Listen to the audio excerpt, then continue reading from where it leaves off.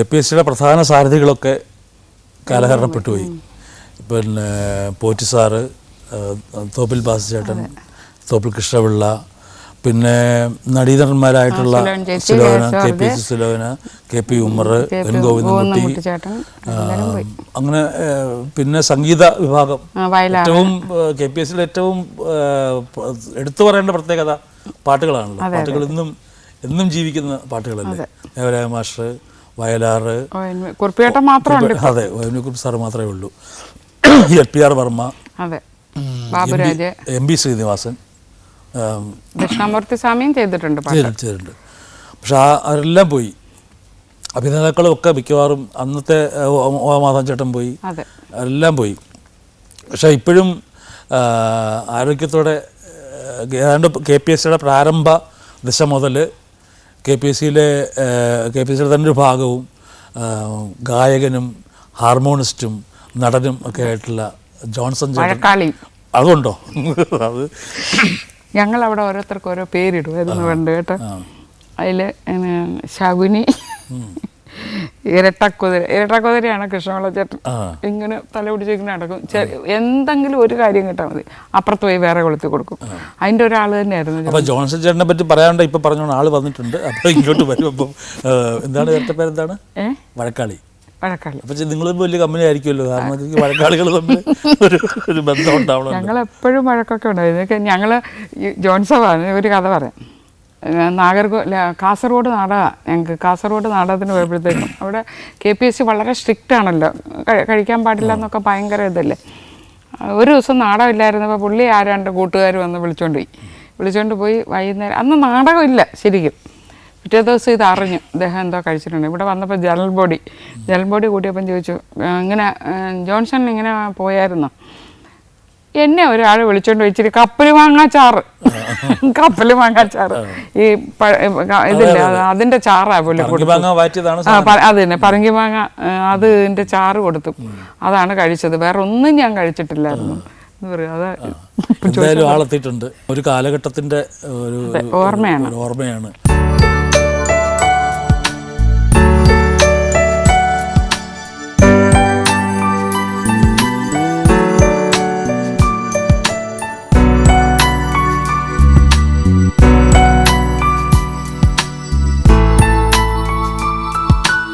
ചേട്ടനിപ്പം സ്വസ്ഥമായിട്ട് വീട്ടിൽ തന്നെയാണ്? വീട്ടിൽ വെറുതെ ഇരിക്കുക. കുറച്ച് TV കാണും, പത്രം വായിക്കും. ഏത് വർഷമാണ് KPSC വന്നത്? ഞാൻ 1952 ആഗസ്റ്റ് 14-ാം തീയതി. കമ്മ്യൂണിസ്റ്റാക്കി 51 ഇറങ്ങി. 51 അവസാനം ഇറങ്ങുന്നത്. അപ്പോഴന്ന് ആദ്യം ഈ ഹാർമോണിയം വായിച്ചിരുന്നത് പുനലൂരുള്ളൊരു രാമസ്വാമി എന്ന് പറഞ്ഞൊരു ആളായിരുന്നു. അപ്പം അയാൾക്ക് എന്തോ അസുഖം പെട്ടെന്ന് വന്നിട്ട് പങ്കെടുക്കാൻ നിവൃത്തിയില്ലെന്ന് തോന്നുന്നു. അപ്പോൾ ചങ്ങനാശ്ശേരിക്കാരനൊരു ആൻ്റണി ആണ് അന്ന് ഓർക്കസ്ട്രയിൽ ക്ലാർനെറ്റ് വായിക്കുന്നത്. അത് എൻ്റെ വലിയ സുഹൃത്തായിരുന്നു. ഞങ്ങൾ പല പരിപാടിക്കും പങ്കെടുത്തിട്ടുണ്ട്. അപ്പോൾ ദേവരായ മാസ്റ്റർ പറഞ്ഞു, ഇയാളോട് പറഞ്ഞു, നാളെ എവിടെ നിന്നെങ്കിലും ഒരു ഹാർമോണിയം വായിക്കുന്ന ആളിനെ വിളിച്ചിട്ടുണ്ടല്ലോ. അപ്പോൾ ഈ പാട്ടൊക്കെ കേട്ട് മനോഹരമായ പാട്ടുകളല്ലേ. അപ്പോൾ ഞാൻ പറയോ, ഞാൻ വായിക്കാൻ വരികയായിരുന്നു. കാരണം ആ പാട്ടുകളൊക്കെ കുറച്ച് നല്ല ചിട്ടയ്യാതെ വായിക്കാനൊക്കെ അവരുടെ പാട്ടുകൾ സുലോചനയും ജോർജൊക്കെ അല്ലേ പാടും. അപ്പം ഇയാൾ നിർബന്ധിച്ചു. അവൻ സാരമില്ല, ഇയാൾ വന്നാൽ മതി എന്ന് പറഞ്ഞു. അങ്ങനെ ഞാൻ അവിടെ ചെന്നു. സ്റ്റേജ് ചെന്നപ്പോൾ ജോർജ് എന്നെ പരിചയപ്പെടുത്തി. അപ്പം ദേവരായ മാസ്റ്റർ ഉണ്ട്. അപ്പോൾ ദേവരായ മാസ്റ്റർ അവിടെ ഇവിടെ ഇങ്ങനെയൊക്കെ പ്രത്യേകം ശ്രദ്ധിക്കപ്പെടാത്ത ഒരാളെ പോലെ അവിടെ ഇവിടെ മെലിഞ്ഞ് കറുത്ത്. അപ്പോഴേ ആദ്യത്തെ പാട്ട് പോകാമൊരേ അണിയായി പോകാനാം എന്നൊരു കോറസാണ്. അത് ജോർജ് ഒന്ന് മൂളി കേൾപ്പിച്ചു. അപ്പോൾ എനിക്ക് ആ ട്യൂൺ അറിയാം. കാരണം ഈ ആവാര എന്ന് പറഞ്ഞൊരു പഴയ അതിൽ നയ്യാത്തേരി അങ്ങനെ ഒരു പാട്ടുണ്ട്. അത് തന്നെ സെയിം. അങ്ങനെയാണല്ലോ സമ്പ്രദായം. അതെ. അപ്പോൾ അത് എനിക്ക് ഞാൻ പറഞ്ഞു, അതെനിക്ക് അറിയാവുന്ന. പിന്നെ ദീപങ്ങൾ മങ്ങി എന്നുള്ള ആദ്യത്തെ ദീപങ്ങൾ മങ്ങി കൂരിരുൾ തിങ്ങി മന്ദിരം ഒന്നതാ കാണുമോ മുന്നിൽ. ഇതാണ്. അപ്പോൾ അത് ജോർജ് മൂളി കേൾപ്പിച്ചു. അപ്പോൾ അത് ആ പാട്ടിൽ കേട്ടപ്പോൾ എനിക്ക് സുഖമായിട്ട് പ്ലേ ചെയ്യാവുന്നൊരു പാട്ടായിട്ട് തോന്നി. കാരണം ഈ ചർച്ച് ഓർഗൻ പ്ലേ ചെയ്യുന്ന പോലെ ഇങ്ങനെ സ്ട്രോക്ക് ഇട്ട് ഇങ്ങനെ പോയാൽ മതി. അത് വായിച്ചപ്പോഴും ദേവരായ മാസ്റ്റർ പുറകെ നിൽപ്പുണ്ടായിരുന്നു. അല്ലാതെ പുറകെ നിൽപ്പുണ്ട്. ജോർജിനെ വിളിച്ചു ചോദിച്ചു, ഇയാൾ വേറെ ഏതെങ്കിലും ട്രൂപ്പിൽ പങ്കെടുക്കുന്നുണ്ടോ എന്ന് ചോദിക്കാൻ പറഞ്ഞു. അപ്പോൾ ജോർജ് എൻ്റെ അടുത്ത് ചോദിച്ചു. അവർ ഞാൻ ട്രൂപ്പിലൊന്നുമില്ല, ഏതെങ്കിലും പരിപാടി വന്നാൽ പോവും, വായിക്കും, പിയാനോയും പ്ലേ ചെയ്യും, അങ്ങനെയുള്ളതെന്ന് പറഞ്ഞു.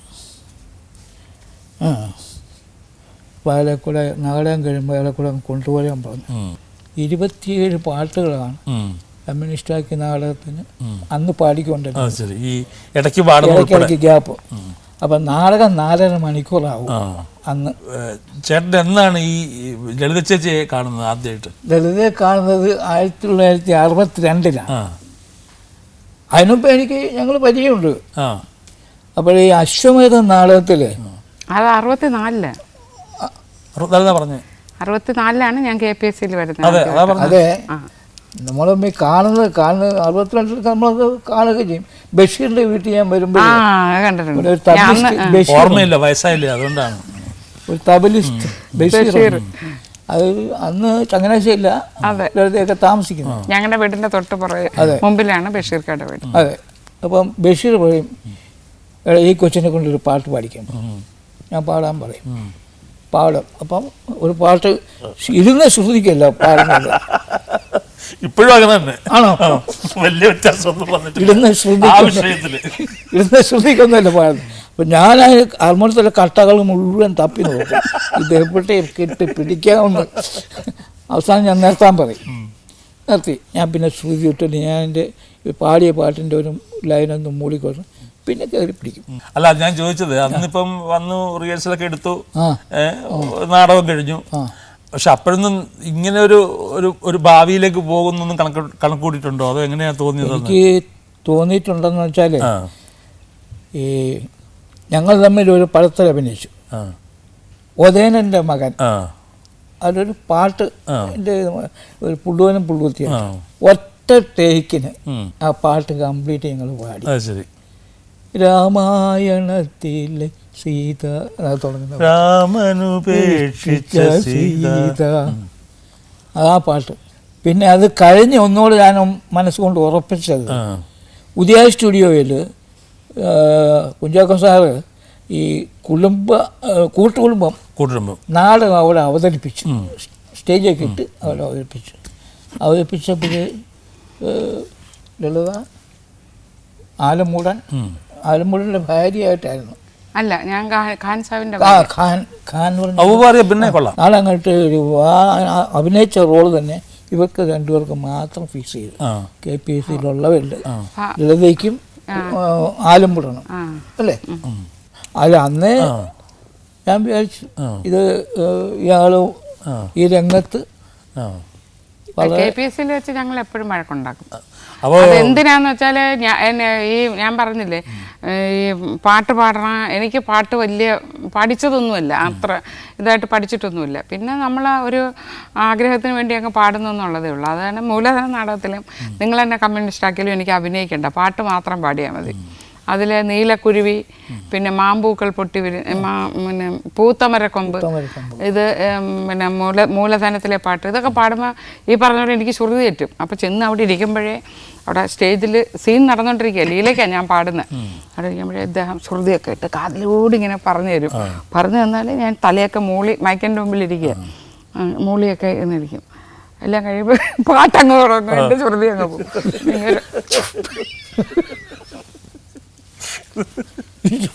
തലയ്ക്ക് കൈ വെക്കും, എന്നിട്ട് ഒരു കണ്ണ് പിടിച്ച് കാണിക്കും. ഞാനത് നോക്കുമ്പോൾ എനിക്ക് ഉള്ള പാട്ടുകൂടെ പോകും. ഇത് കഴിഞ്ഞിട്ട് പാട്ടൊക്കെ കഴിഞ്ഞത് ബുക്ക് ഔട്ടിട്ട് ഒറ്റ ഓട്ടമാണ് ഞാൻ. പാട്ട് തീരുന്നതിന് മുമ്പ് എഴുന്നേറ്റ് ഓടും. ഇങ്ങനെ 6 മണിപ്പെട്ടിയുടെ പുറത്തൂടെ എടുത്ത് ചാടി ഓടി വന്നിട്ട് എന്നെ വഴക്ക് പറയും.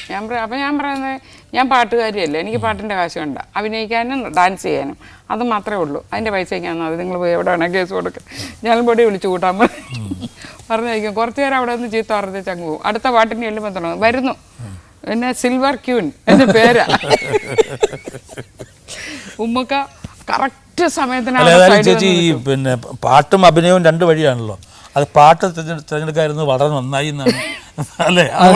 അതെ അതെ. പിന്നെ നമ്മളാ നോർത്ത് ഇന്ത്യൻ ടൂറൊക്കെ പോകുമ്പോൾ എന്തെല്ലാം പ്രശ്നങ്ങളുണ്ടെന്നറിയാം.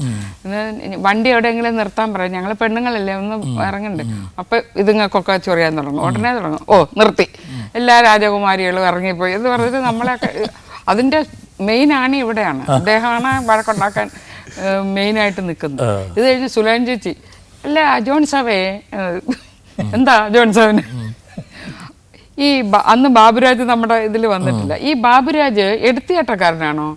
ബാബുരാജ് എടുത്തിയാടുന്ന ഞാൻ കണ്ടിട്ടില്ല, മ്യൂസിക് ഇടുന്നത് കേട്ടോ. ഉടനെ സുലൈൻ ചേച്ചി, വണ്ടി നിർത്ത്, ഞാൻ ഇവിടെ ഇറങ്ങുക, ഇവരുമായിട്ട് സംസാരിക്കാനൊന്നും നമ്മളില്ല, മിണ്ടിയാ പറയും വണ്ടി നിർത്ത്, എനിക്ക് ഇറങ്ങണം. സുലൈൻ കാണാറുണ്ടല്ലോ ഇടയ്ക്കിടയ്ക്കല്ലേ? ഇടയ്ക്ക് കാണാറുണ്ടോ? ഏതായാലും വളരെ സന്തോഷം ചേട്ടാ. ഇങ്ങനെ പെട്ടെന്ന് കുറെ കൊല്ലം പുറകോട്ട് പോയതുപോലെ ഞങ്ങൾക്കൊക്കെ തോന്നുകയാണ് അല്ലേ? അന്നത്തെ കാലത്തുണ്ടായിരുന്നവരാരൊന്നും ഇല്ലല്ലോ, എല്ലാവരും പോയി. ഈ KPSC നാടകങ്ങൾ പലതും ചിലപ്പോൾ ഇപ്പോഴത്തെ കാലഘട്ടത്തിന് പ്രസക്തമല്ലാതിരിക്കാം. അപ്പം നിങ്ങളുടെ കമ്മ്യൂണിസ്റ്റ് ഇന്ന് കളിക്കേണ്ട കാര്യം നാടകമല്ല. പക്ഷേ ഈ ഒരു തലമുറയെ മുഴുവൻ സ്വാധീനിച്ചതാണ് അതിലെ പാട്ടുകൾ എന്ന് പറയുന്നത്. അതിനകത്തെ എല്ലാ പാട്ടുകളും നല്ലതാണെങ്കിൽ പോലും നമുക്ക് എപ്പോഴെങ്കിലും പാടാൻ തോന്നുന്നൊരു പാട്ട് ഏതാണ്? പൊന്നരിവാൾ അമ്പിളിയിലെ കണ്ണെറിയുന്നോളെ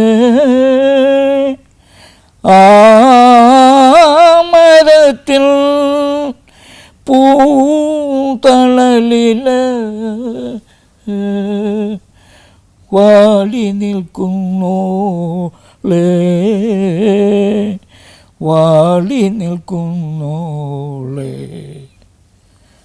പൊന്നരിവാളമ്പിളിയിൽ കണ്ണെറിയുന്നോളെ ആമരത്തിൽ പൂന്തണലിൽ വാടി നിൽക്കുന്നോളെ വാടി നിൽക്കുന്നോളെ പൊന്നരിവാളമ്പിളിയിൽ കണ്ണെറിയുന്നോളെ ആമരത്തിൻ പൂന്തണലിൽ വാടി നിൽക്കുന്നോളെ വാടി നിൽക്കുന്നോളെ പുൽക്കുടിലിൽ പുൽക്കതിരാം കൊച്ചുറാണിയാളെ